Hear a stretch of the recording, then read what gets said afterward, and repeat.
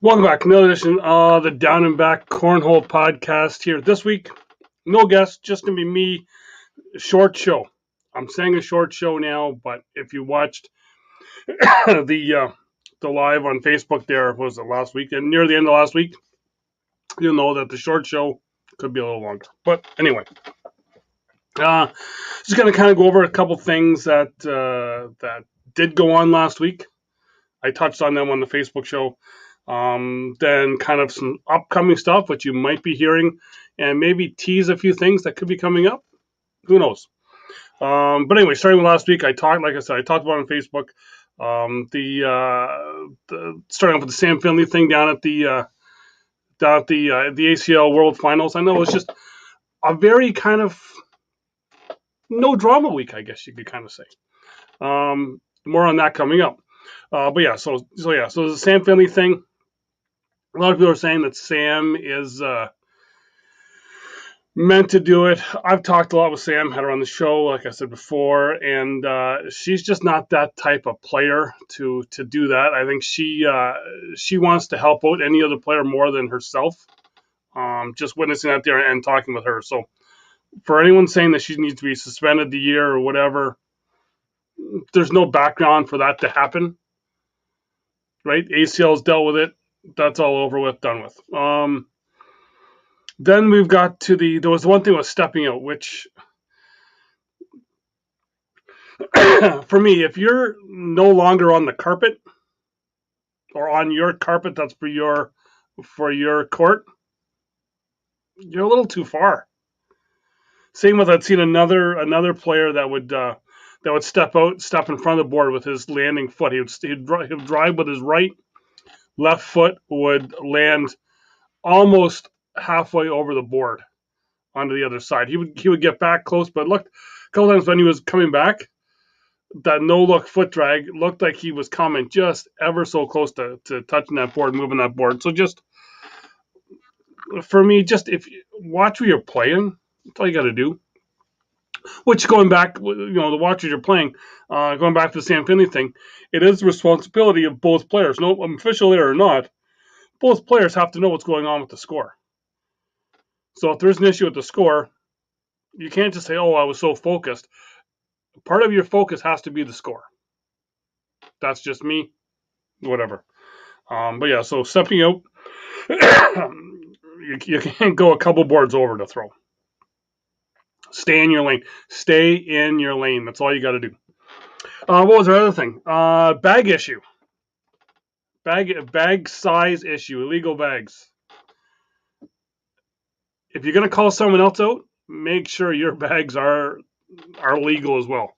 And as I kind of went into on the other show there, remember that when you wash bags, put bags in dryer.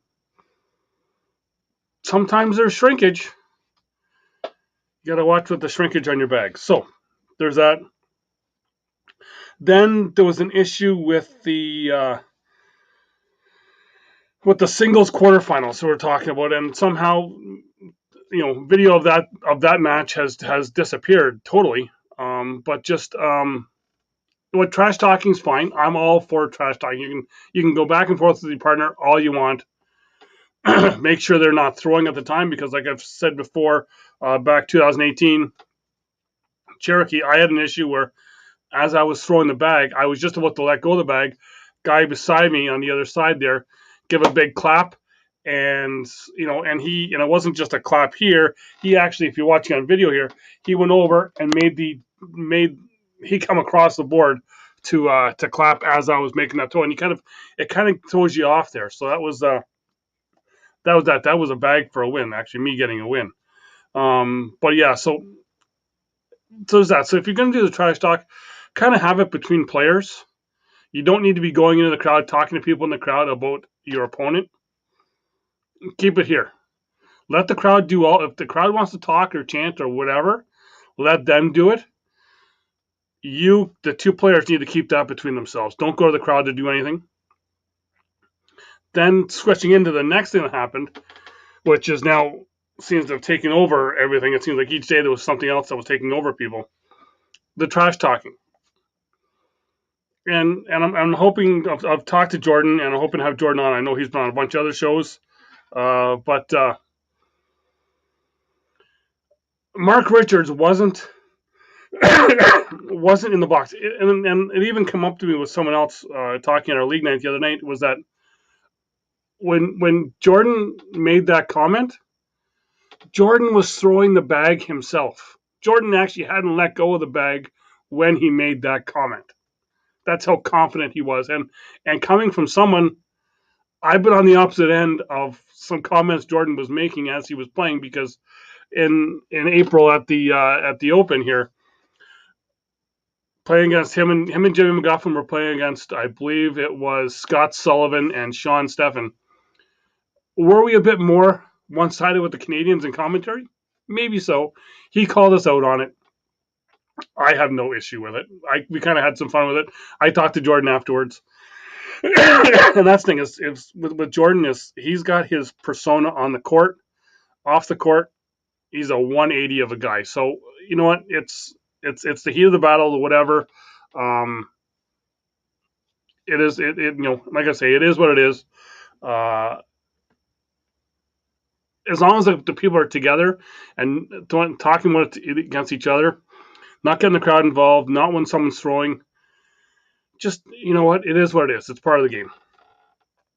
That's that. But then also talking about some stuff. So ACL Canada here this year, finished our first year of ACL Canada, and what a year it has been. Maybe it's because we had so many more open events. Not really open events, but just COVID open events. That COVID was no longer kind of, it was here, but just wasn't. People were able to travel more, and just being able to see so many other people out at these events. The sheer numbers, like our first conference in Niagara that we had back in December, was just the numbers of people there were just, kind of blew me away, because we've been used to tournaments having, 40, 50 people max. Some people can say their tournaments are like, oh, we had like 80, 90 people. Those were not 80, 90 unique players. You only had about 30 or 40, and you're counting your singles, doubles, and your blind draw and mixing them all into, oh, look, we had 90 people. No, you had 30. So this was the first one where we broke the 100.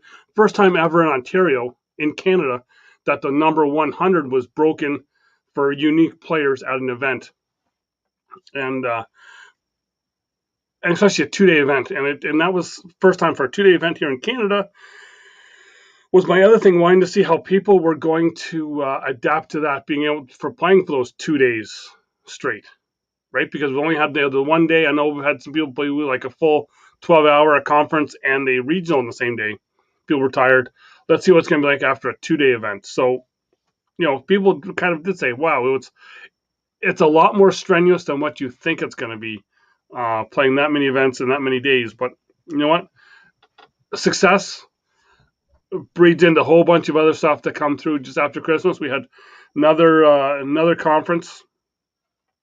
I guess it was a little later after Christmas. We had the Open, which was another big event, which brought more people in. And it seemed like every tournament was getting more and more. We were getting tournaments that were usually getting 20 people are now getting 40, getting 60. And it just kept the ball rolling. And the ACL Canada just did a phenomenal job of getting the word out there, and just, I don't want to say staying in their lane, but just kind of really focusing on the players and what they were doing. And we had the live feeds, and just if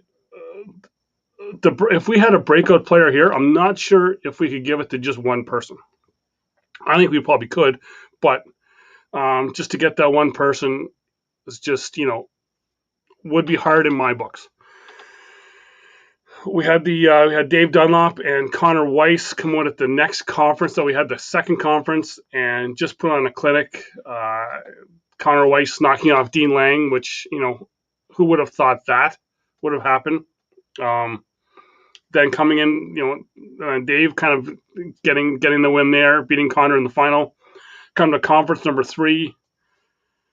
What do you know? Once again, Connor Weiss takes out Dean Lang to get to the final. Connor then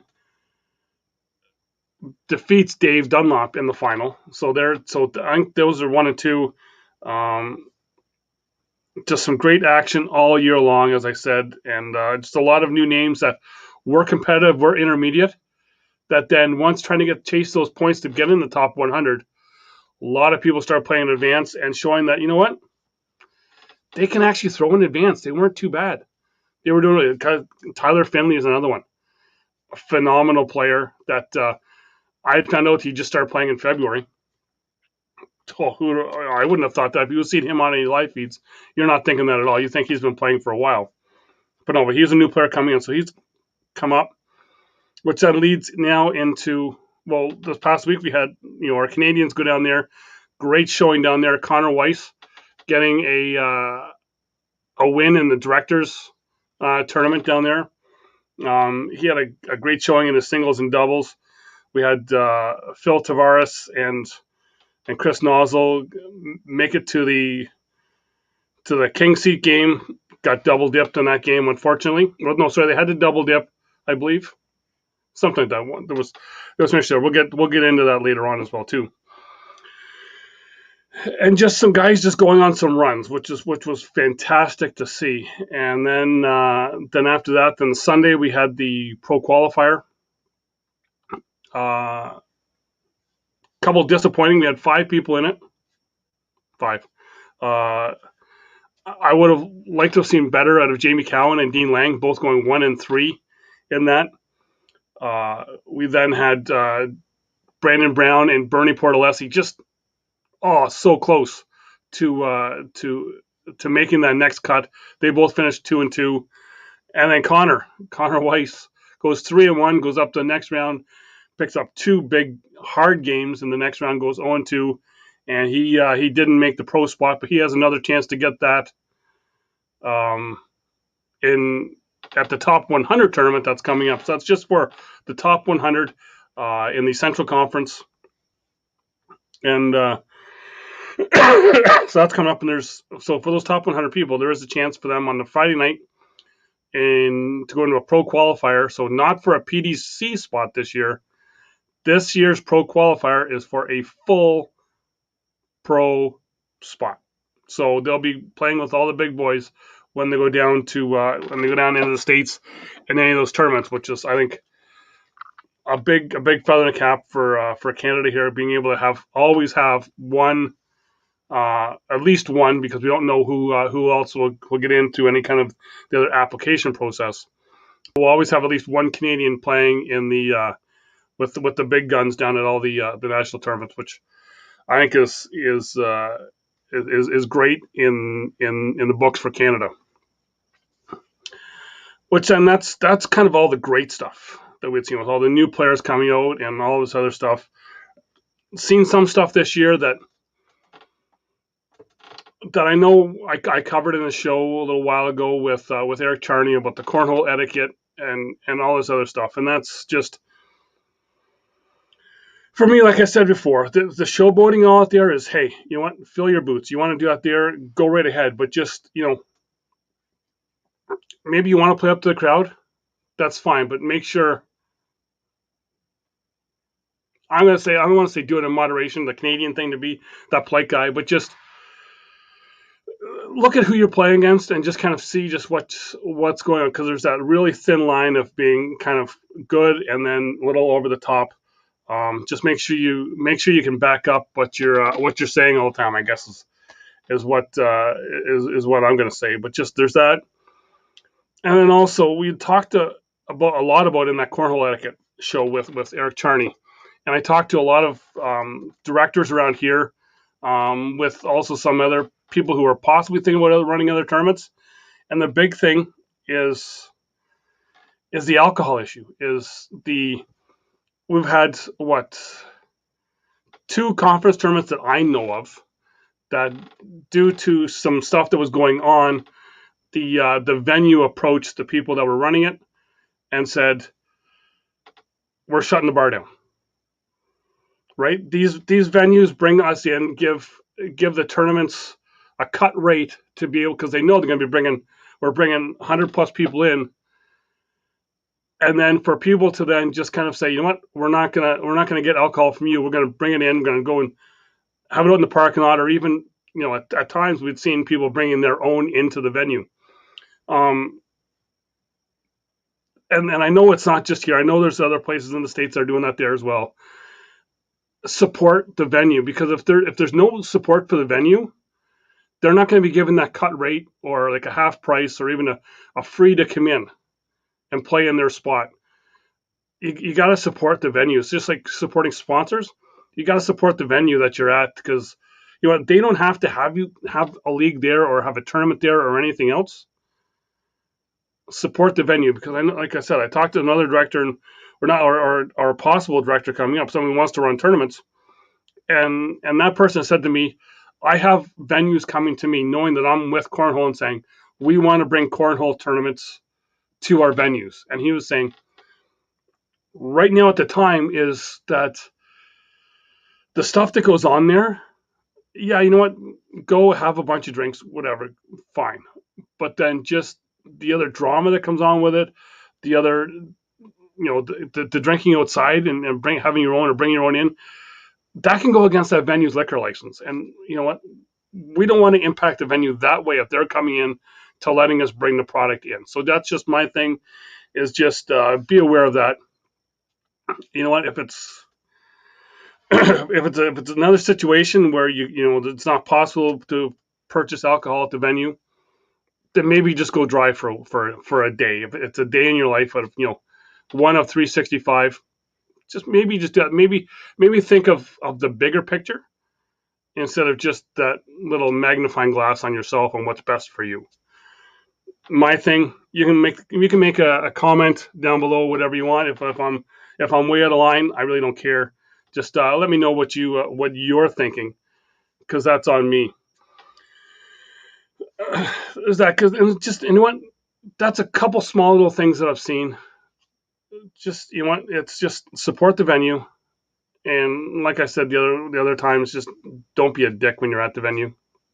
My thing. Yeah, that's all I have for that. There, you're probably just touching on much. You're probably looking at the shirt. You can obviously see it. The FU Gibby shirt here. Thanks to Adam at Peterborough Cornhole. If you've ever been to Peterborough, you know that Gibby is one of the most loved guys there. One of my favorite guys in Peterborough. There was some shirts made up. I got to have one. Go to Peterborough. Give Gibby a pat on the back, because he is a fantastic guy, and it's not. This is a term of endearment for Gibby, if you'll say. That. So I'm trying to think what else is going on. Upcoming stuff. We're in the off season now, so more people will want to talk. So I've got some shows coming up. I've got the man, Mr. Trey Ryder, is going to be coming up on the show. I know I've talked to some of the other bigger people that were involved in some of the stuff going on in Rock Hill last week. I got some of the Canadians coming on that made their first trip ever to a big tournament. Talking with them on, and just the rumor mill is just, it's gone wild. I guess that's the other thing I want to talk about with the respect of the pros and the rumor mill. Right now in Canada, if someone is telling you that they're a pro or they're going to be a pro, sure, they can try to be a pro. Right now in Canada, there is only three that are pros. Dion Kuza has made it through the Canadian, being the top Canadian at the ACL Open in singles. Bernie Portalesi was the top PPR in the virtual, which I think he may have been asked back anyway, but he was still got in with that virtual. And fantastic player. I got to throw as her partner and against her the other night at our league.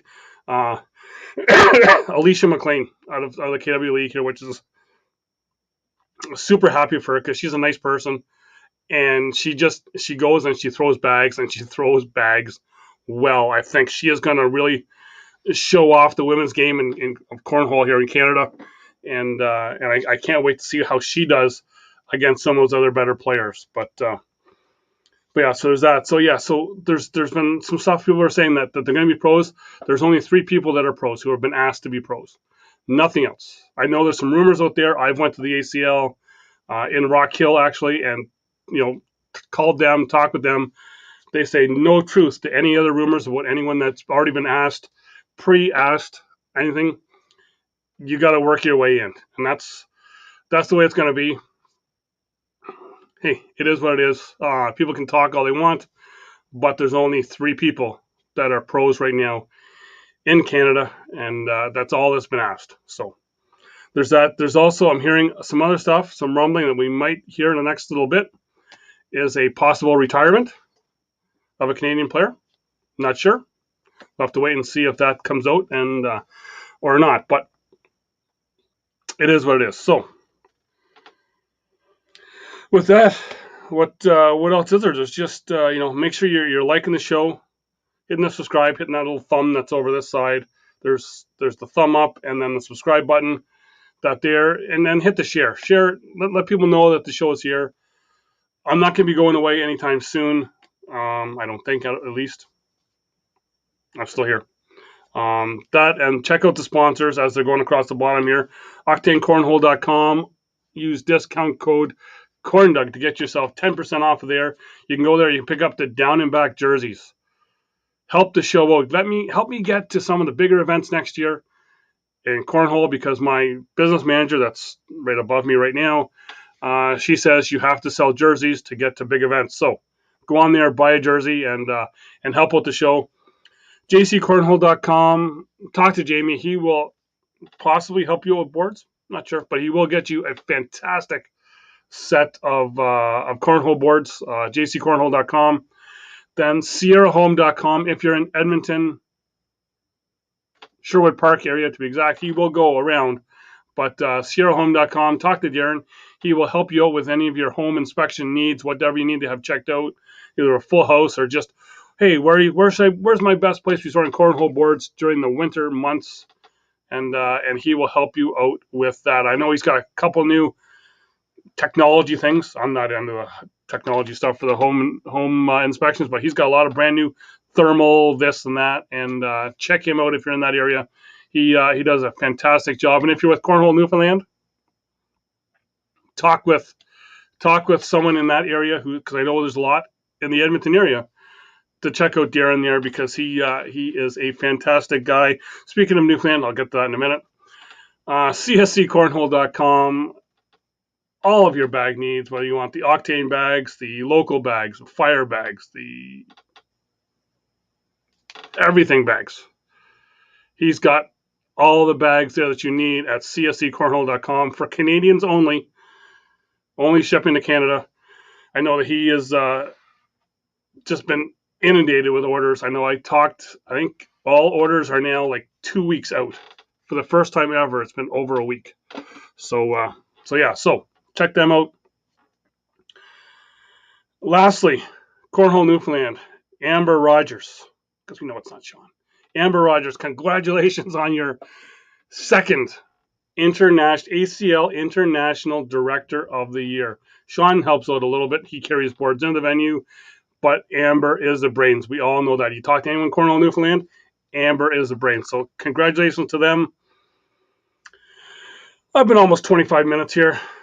Like I said, I try to keep things short, but I just ramble and I just keep talking. So another show. Watch the next show coming out next week. There will be some stuff now, because I will be having more people on now that they have time to play and they're not focusing on tournaments or anything else. So till next week, watch out for those players on gas, because they might just, that's right, kick your ass.